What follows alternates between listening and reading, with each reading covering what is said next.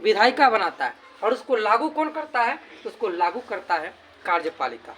उसको लागू कौन करता है? कार्यपालिका करता है।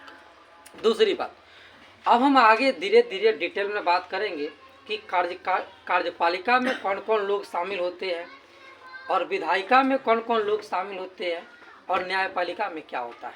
इन सभी की डिटेल पहले सुनो। कार्यपालिका में 2 अंग होते हैं। कार्यपालिका का 2 अंग होता है। कार्यपालिका का 2 अंग होता है।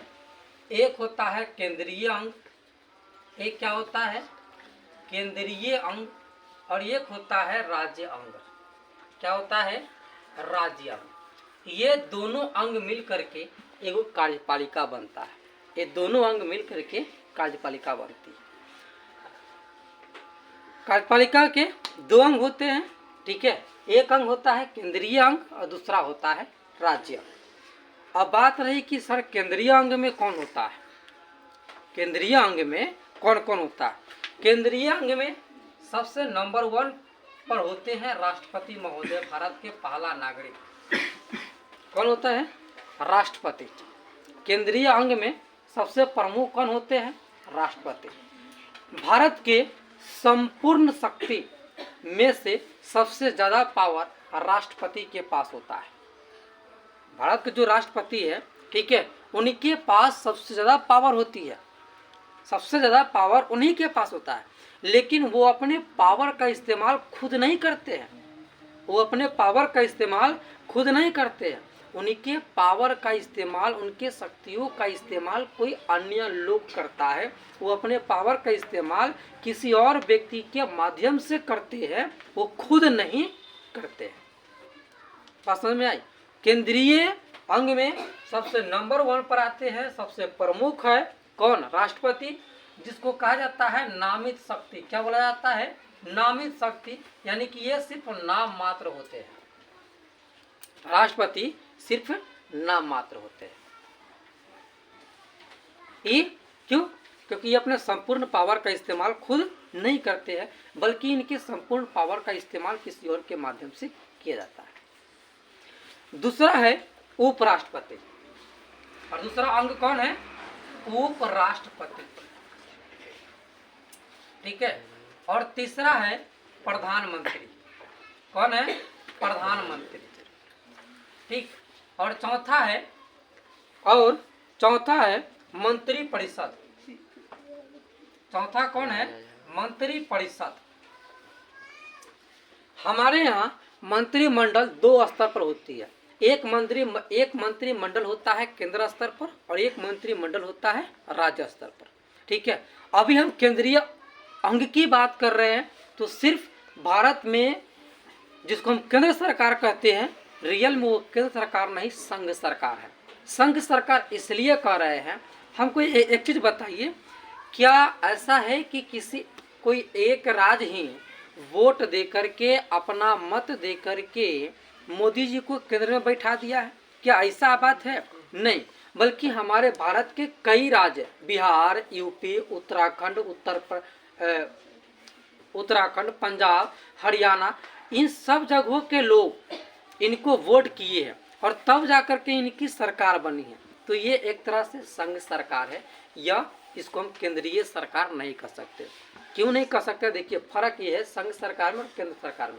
अगर हम केंद्र सरकार कहते हैं तो इसका मतलब है कि केंद्र कोई और है, ठीक है। लोग ये समझता है कि शायद केंद्र कोई और है, ठीक। बट अगर हम संघ सरकार कहते हैं तो इसका मतलब ये है कि भारत में जितने भी राज्य है, वो राज्य मिल करके केंद्र सरकार को बैठाया है।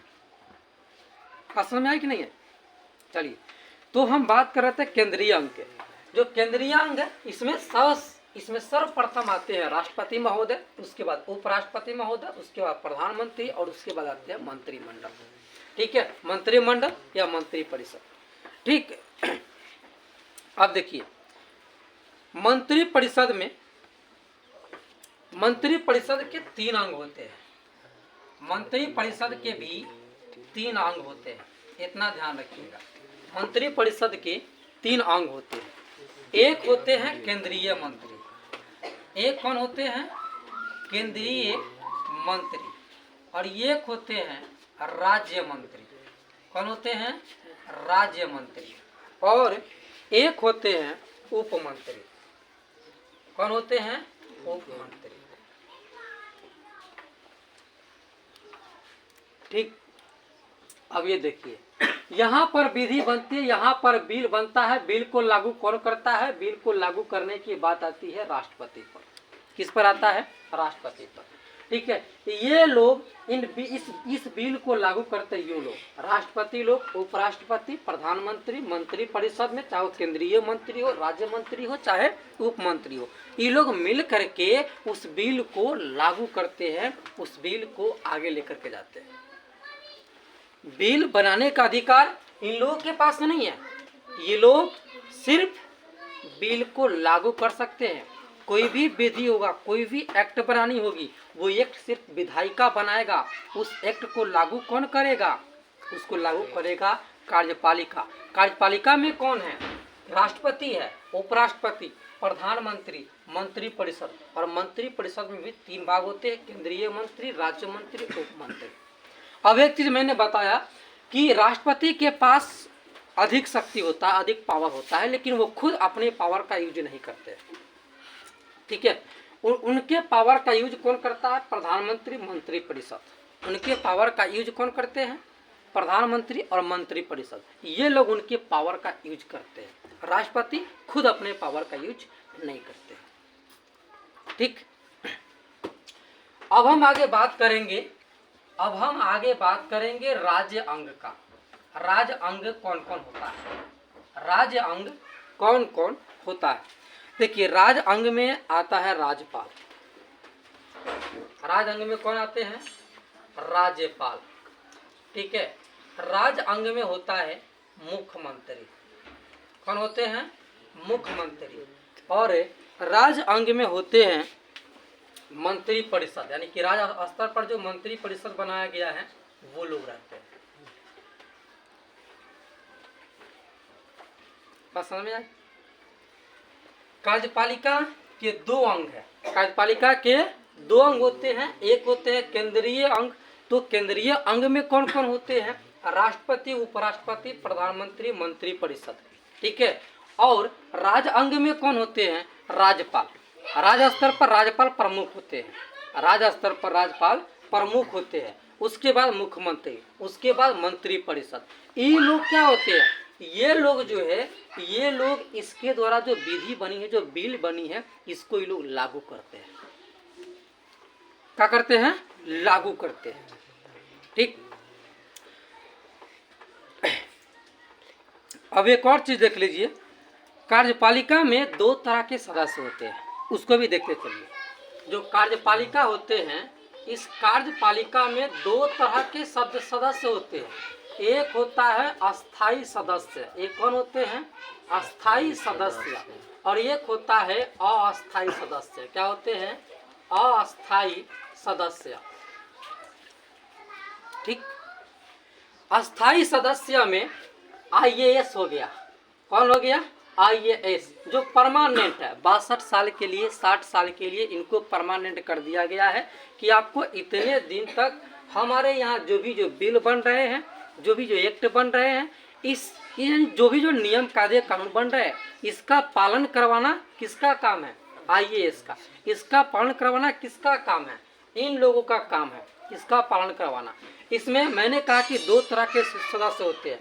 एक IAS हो गया, या अन्य ऑफिसर, या और कोई ऑफिसर जो इन कार्यों को आगे लेकर के चलता है, जो इन कार्यों को आगे लेकर के चलता है। अस्थायी सदस्य कौन होता है? मंत्रीगण। मंत्रीगण, राष्ट्रपति, मंत्रीगण, राष्ट्रपति। ठीक है, ये अस्थायी होते हैं। ये 5 वर्ष के लिए ही चुने जाते हैं। कितने वर्ष के लिए? 5 साल के लिए ही चुने जाते हैं। उसके बाद फिर इनका सीट चेंज हो जाता है, कोई और आता है। लेकिन जो अस्थायी जो सदस्य है वो परमानेंट एक निश्चित समय के लिए रहते हैं।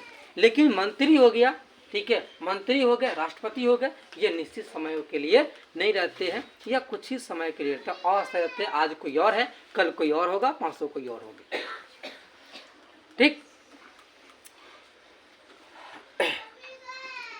आगे हम बात करें, ठीक है, जो राष्ट्रपति होते हैं उनको जो है मेन मुखिया कहा जाता है कार्यपालिका का, ठीक है। कार्यपालिका का प्रमुख मुखिया कौन होता है, मेन मुखिया कौन होता है, राष्ट्रपति। कौन होते हैं, राष्ट्रपति कार्यपालिका का मुखिया होते हैं, ठीक है। दूसरी बात, हम प्रधानमंत्री को वास्तविक हेड कहते हैं।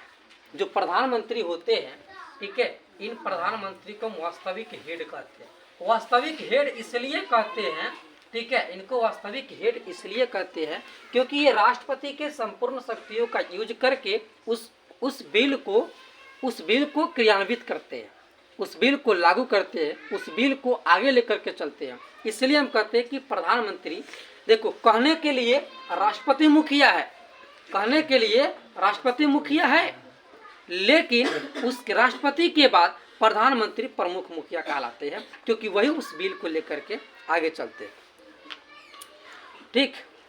आगे देखिए, तो मंत्री हो चाहे प्रधानमंत्री हो, कार्यपालिका हो, विधायिका हो, ठीक, मंत्री या प्रधानमंत्री, कार्यपालिका, ठीक है, ये सब विधायिका दोनों के अंग होते हैं।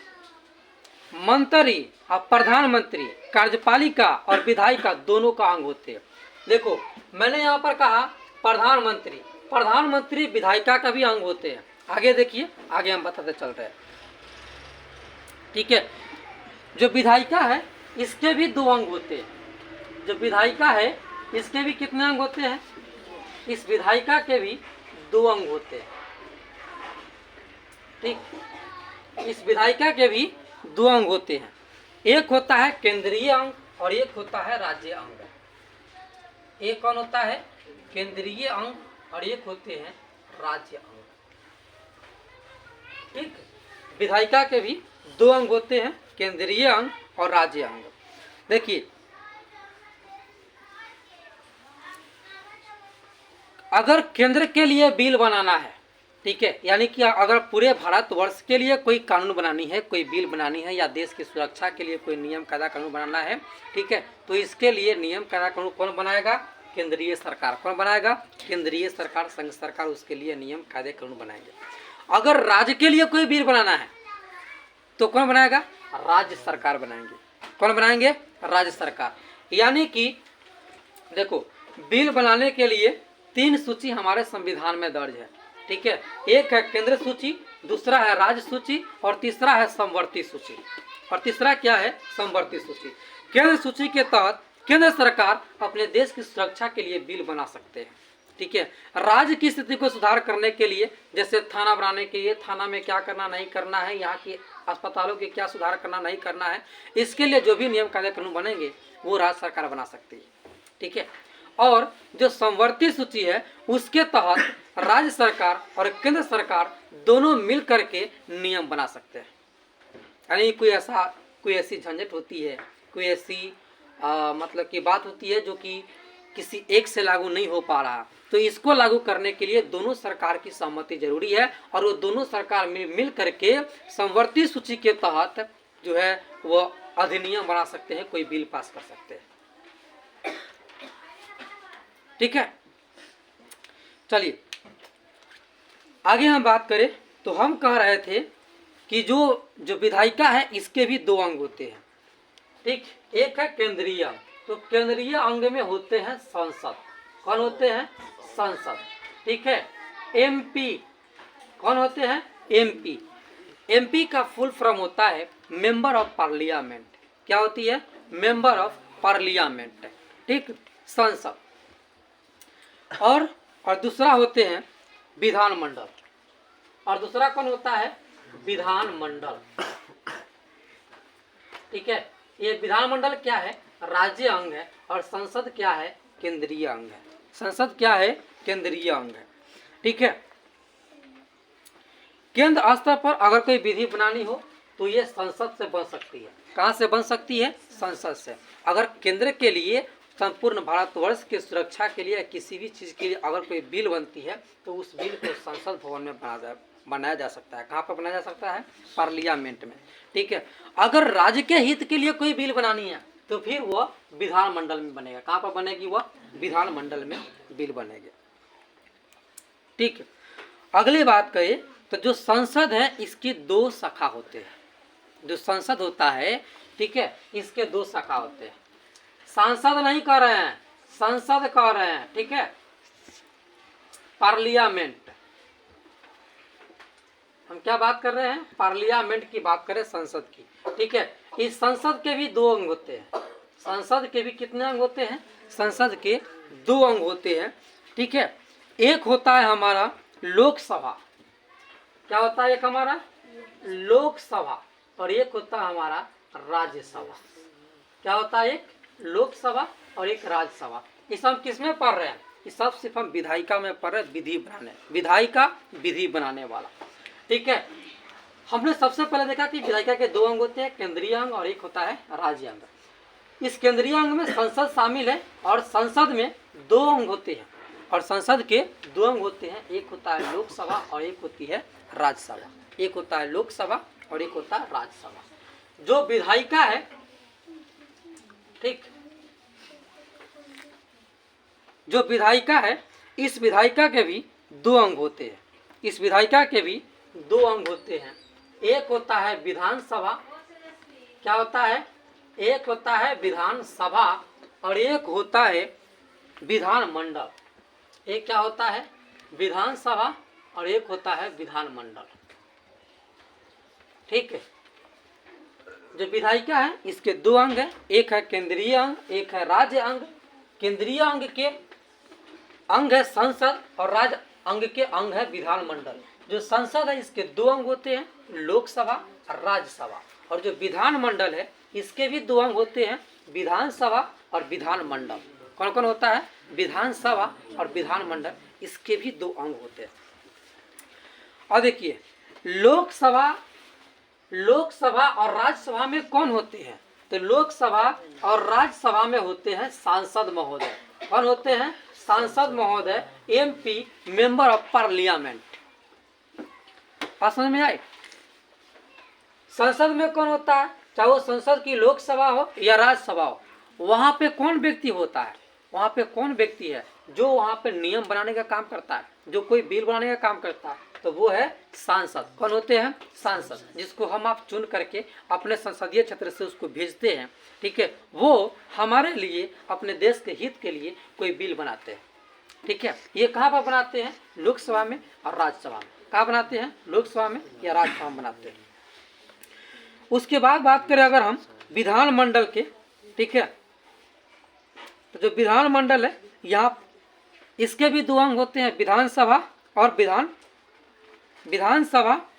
परिषद। क्या होता है? विधानसभा और विधान परिषद, विधान परिषद, ठीक है। इसके दो अंग होते हैं।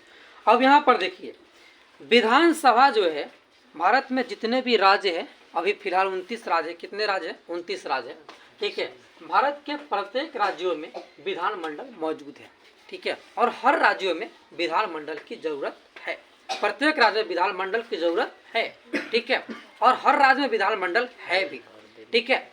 लेकिन अगर विधान परिषद की बात करें तो विधान परिषद जो है लगभग अभी जो है, मतलब कि जैसे आंकड़े आते हैं उस अनुसार बता रहे हैं कि लगभग 6-7 जो है ऐसे राज्य है जहां पर विधान परिषद मौजूद है।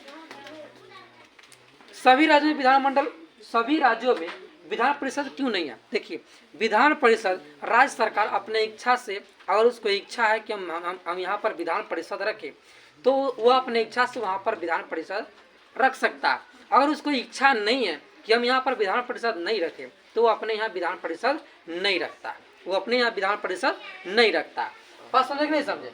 लेकिन अब बात आती है कि इस विधानसभा और विधान परिषद के सदस्य कौन होते हैं? तो वो होते हैं विधायक। वो कौन होते हैं? विधायक होते हैं, ठीक है। वो कौन होते हैं? विधायक होते हैं, ठीक है। जो इसका सदस्य होता है, जिसको हम अपने विधायकी क्षेत्र से उसको चुन करके भेजते हैं, ठीक है।